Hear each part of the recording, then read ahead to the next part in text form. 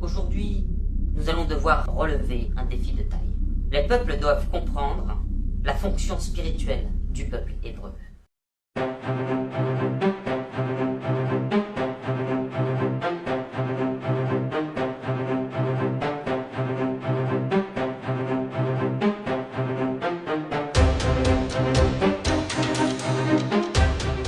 Que savait Abraham lorsqu'il comprit que cette terre devait rester à sa descendance? Dans l'avenir, je donnerai des instructions précises au fils de Seth. Je lui donnerai aussi toutes les informations pour que les peuples survivent à la catastrophe globale qui se prépare sur Terre.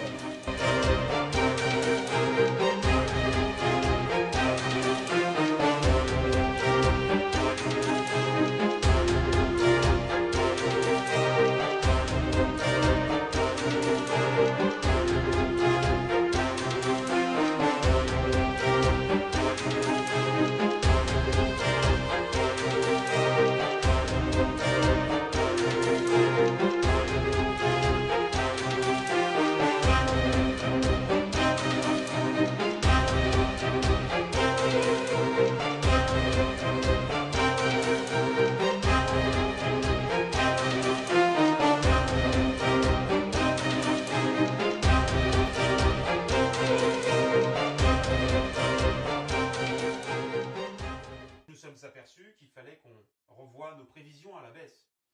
Effectivement, cette semaine, il y a eu, comme vous allez le voir sur les vidéos, plusieurs catastrophes climatiques.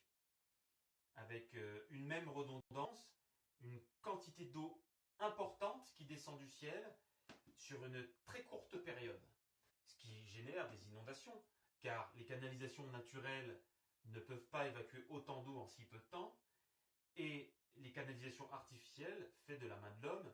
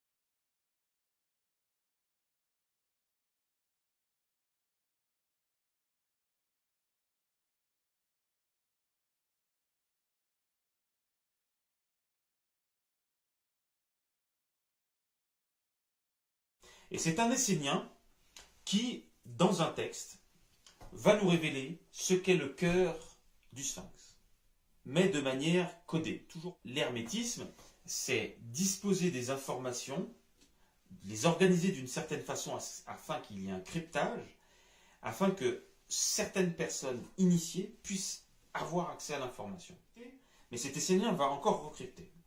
Et il va même aller à parler du comportement des hommes, à crypter le comportement des hommes au moment de ce rendez-vous astrologique. Comment cela ?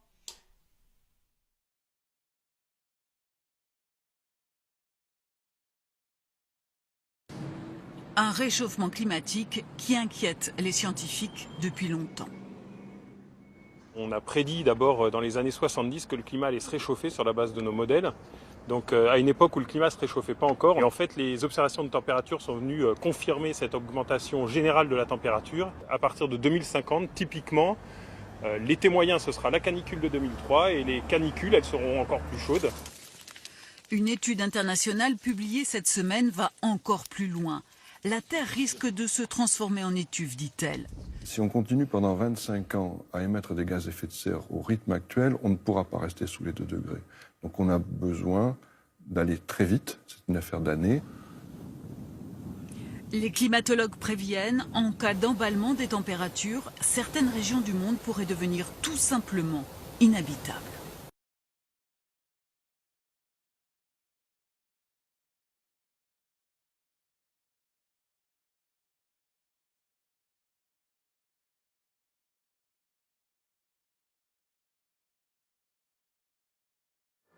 Ah oui, là on entame le passage sur la science, là. Ah oui, l'hermétisme versus la science. Ah, ça, c'est un gros sujet, ça. C'est un gros sujet. Nous, les fils de Seth, nous on pense qu'il faut absolument que la science laisse la place à l'hermétisme. Pour 2 raisons essentielles. Déjà, la première raison, c'est que la science, elle prélève des informations du monde et elle les fige. Elle lui fait perdre, au moment où elle prend les informations du monde pour les exploiter, cette façon de prendre les informations, elle fait perdre de son dynamisme. Voilà, l'information perd de sa valeur. La superposition informationnelle perd de sa valeur. Et ça, c'est la première raison. Cette méthode scientifique qui amène les choses vers la fixité fait que la science se déshumanise. Mais ça, voilà. Et malgré que la révolution, depuis la révolution copernicienne, donc c'est une révolution dans le monde scientifique, parce qu'avant la science, elle se voulait éminemment phallique. La science, elle ne pouvait concevoir les choses qu'au travers des certitudes. Et je ne sais pas pour quelle raison, mais la certitude siégeait dans le caractère prévisible des choses, dans le caractère préhensible, maîtrise. C'est un peu comme le pouvoir politique. Les hommes politiques avant, ils pensaient que plus les sujets d'un royaume étaient dominés, étaient encerclés, étaient cadrés, plus la paix était possible.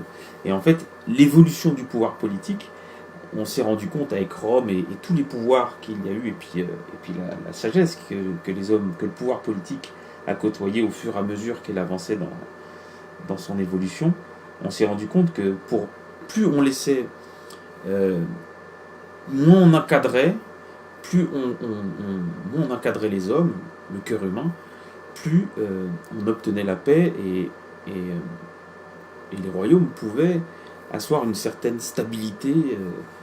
Voilà, et ça c'est Salomon qui a mis les humains sur la piste d'ailleurs.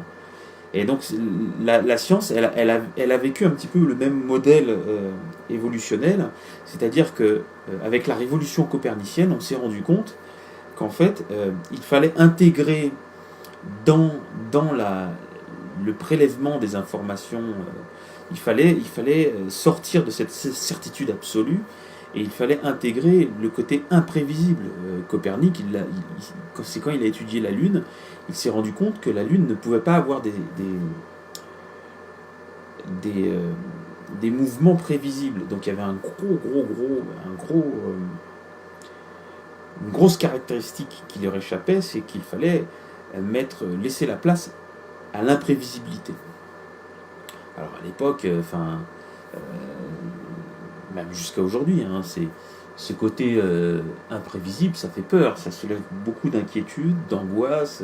C'est très angoissant de ne pas savoir vraiment ce qui va se passer. Voilà. Bon, aujourd'hui ça va, ça se voilà, parce que sinon, on enlève tout le caractère dynamique et imprévisible. Et c'est comme ça que le monde est. Le monde est constitué d'informations imprévisibles. On ne sait pas comment vont réagir les choses. C'est le premier aspect que nous, les fils de Seth, on décrit, et parce que ça nous fait arriver au premier aspect. Enfin, voilà, on a commencé par le deuxième pour arriver au premier. C'est que cette vision du monde, cette perception du monde, cette préhension de l'information qui siège dans l'univers, les premiers hommes, avec la doctrine secrète, on retrouve cette consistance dans la doctrine secrète. C'est-à-dire que ces hommes-là, ils avaient compris que les 2/3 de l'information du monde qui siégeait dans le monde étaient gouvernés par des lois imprévisibles, qui laissaient dynamiques et imprévisibles. Et donc ils avaient réussi à appréhender ces informations-là, parce que justement, ils avaient fini par accepter que les 2/3 de l'information qui sont dans le monde répondent à des lois, on va dire, féminines. C'est beaucoup moins phallique. avant la révolution copernicienne, les hommes voient le monde de manière très phallique, alors que les premiers hommes, avec la doctrine secrète, ils perçoivent le monde au travers d'un prisme féminin, avec des caractéristiques féminines. Et c'est dans l'histoire des hommes, on n'assiste pas à une évolution de la pensée, mais à une perte, à une involution. Les premiers hommes étaient beaucoup plus évolués intellectuellement, psychologiquement. Ils avaient une puissance psychologique que nous avons perdue. Et c'est peut-être pour ça que Toth, dans son livre, il dit que les hommes qui viennent après vont être de plus en plus inférieurs. Mais il n'empêche que les mecs qui avaient la doctrine secrète, et dans cette compréhension du monde qu'ils avaient, ils avaient des canaux d'information. Ils avaient réussi à établir des lois et des canaux d'information. Et quand ils ouvraient certaines portes, ils pouvaient avoir accès à des informations sur le futur. Et c'est pour ça que 8000 ans avant, certains hommes, dans leurs écrits, dans leurs textes, ils savaient, ils ont donné des informations précises, le témoignage qu'ils ont laissé à l'humanité, ils ont donné des informations très précises sur des choses que nous vivons aujourd'hui, comme par exemple tout ce qui se passe avec le climat. Parce qu'ils avaient une compréhension des phénomènes très précise. Donc ils pouvaient donner très, très précisément des informations. Ils avaient compris le côté subjectif du monde. La science aujourd'hui, elle est trop objective. Elle veut trop se focaliser sur l'objectif. Et encore, malgré toute l'évolution, même avec l'acceptation du chaos dans les données scientifiques et de l'aléatoire et de l'imprévisibilité, on est encore loin du compte. Et il faut laisser les hermétistes faire, parce que on s'est rendu compte, l'homme, par exemple, le cœur de l'homme et la façon dont l'information circule dans le cœur de l'homme, c'est très subjectif. Mais l'homme est le reflet des lois de l'univers. Et c'est pareil, dans l'univers, il y a énormément l'homme, il a cloisonné quand il prend de l'information, il la fige. La science, quand elle prend de l'information, elle fige l'information, elle prend des clichés, elle prend des échantillons, elle fait perdre du dynamisme. C'est de la folie, mais elle fait perdre du dynamisme à l'information. Alors que l'information, elle est dynamique, elle bouge. Au moment où vous prenez une information, elle a déjà changé. Alors ça peut paraître angoissant, peut-être, mais c'est ce qui se passe, c'est la vérité, c'est ce qui se passe. Et donc, en acceptant ça, plus l'humanité acceptera cela, plus elle retournera à la vérité. Et elle pourra, par exemple, comprendre ce qui se passe avec le climat. Et le climat, il ne faut pas voir ça d'un point de vue purement... quand ils parlent de climat aujourd'hui, les scientifiques, ils parlent toujours... ils sont focalisés 1 ou 2 degrés, 50 ans, 1 ou 2 degrés. Enfin, ils sont quand même dans une redondance informationnelle qui est assez dépitante.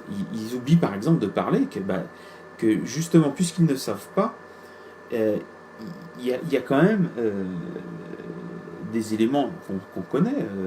On sait que dans des endroits, il y a des endroits qui seront beaucoup plus sensibles. Il s'agit de morts, il faut prévenir certaines... il faut qu'il y ait une action politique qui prévient certaines choses, etc.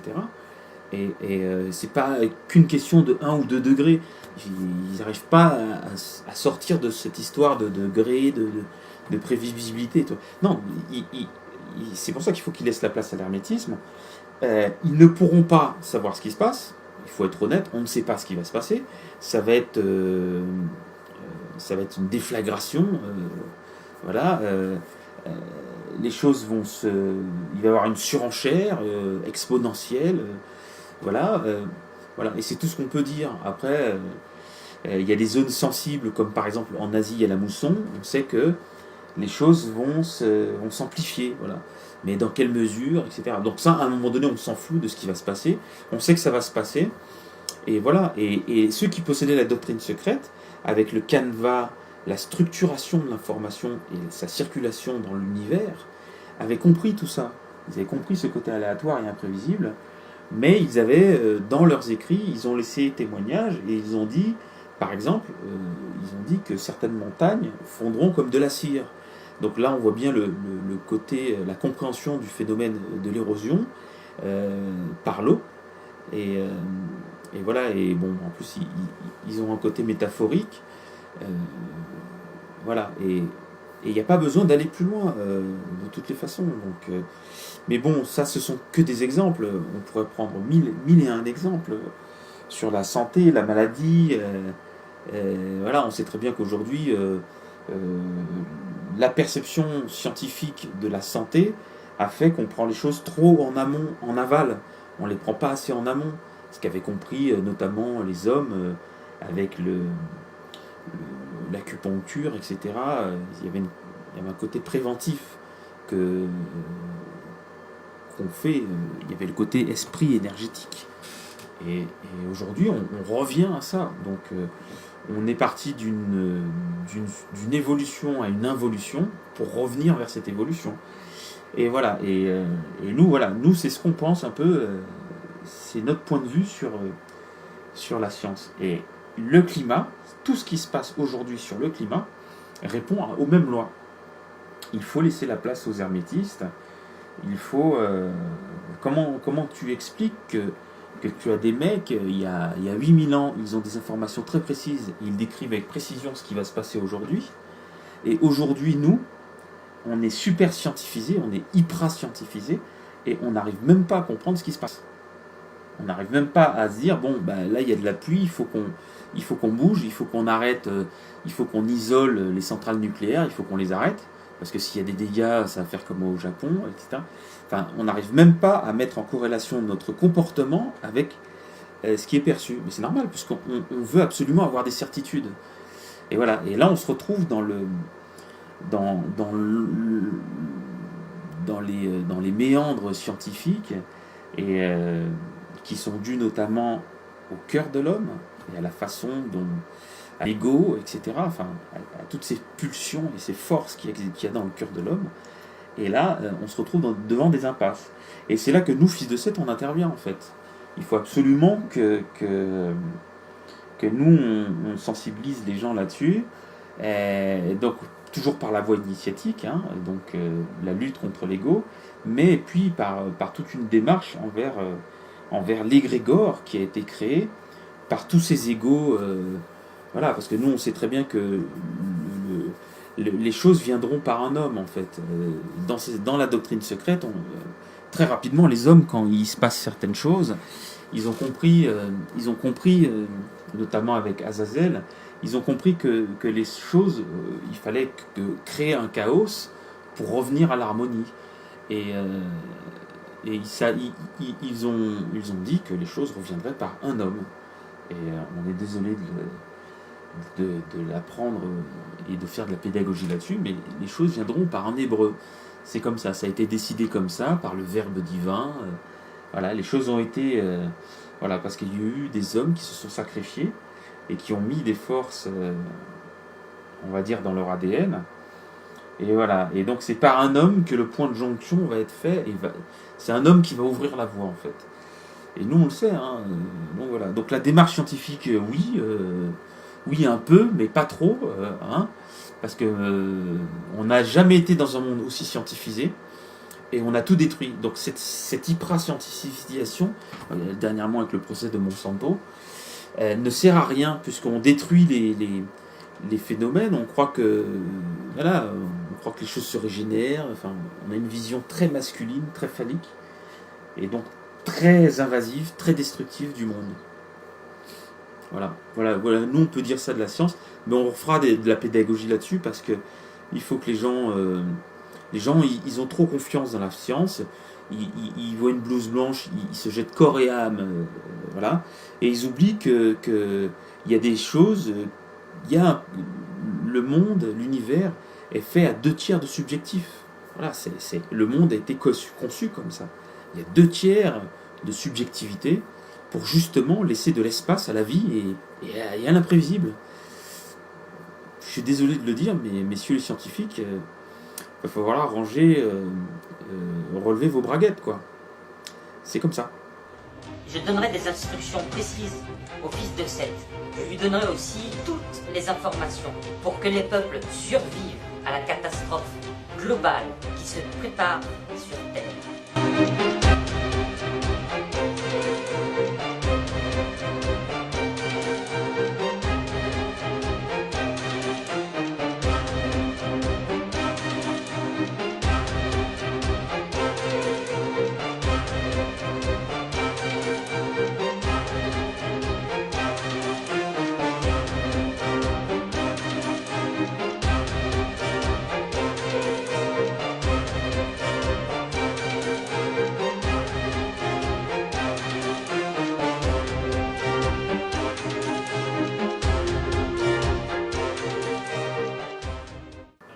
Voilà. Tu penses que ça peut passer ce genre de discours, mais en gros, voilà, c'est ça que je voulais dire.